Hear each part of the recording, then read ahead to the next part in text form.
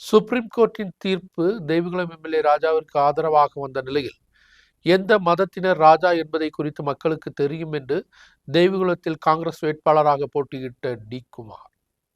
Supreme കോടതി വിധി ഞാൻ കൊടുത്ത തെളിവ് കൃത്യമായി അത് നിരീക്ഷിച്ചോ എന്നുള്ളത് സംശയമുണ്ട്. കാരണം ഹൈക്കോടതിയിൽ ഞാൻ തെരഞ്ഞെടുപ്പ് കേസ് രാജയ്ക്കെതിരെ കൊടുക്കുമ്പോൾ വളരെ വ്യക്തമായ രേഖകളൊപ്പം ആണ് ഞാൻ കൊടുത്തത്.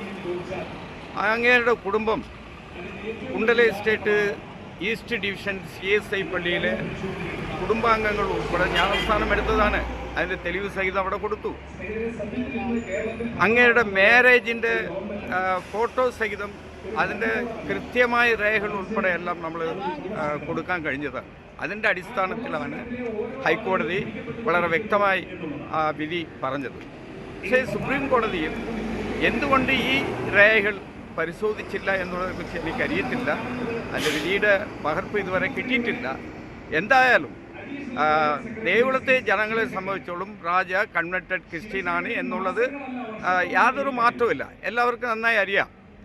അവിടെ എനിക്കെതിരെ വിധി വന്നാൽ പോലും ജനങ്ങളുടെ കോടതിയിൽ രാജ കുറ്റക്കാരൻ തന്നെയാണ് എന്നുള്ളതിൽ യാതൊരു മാറ്റവുമില്ല.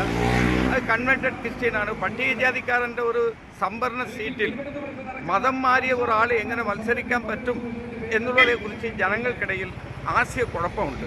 അതുകൊണ്ട് രാജ പട്ടികജാതിക്കാരനല്ല എന്നുള്ളതിൽ ഞാൻ ഇപ്പോഴും ഉറച്ചു നിൽക്കുകയാണ്.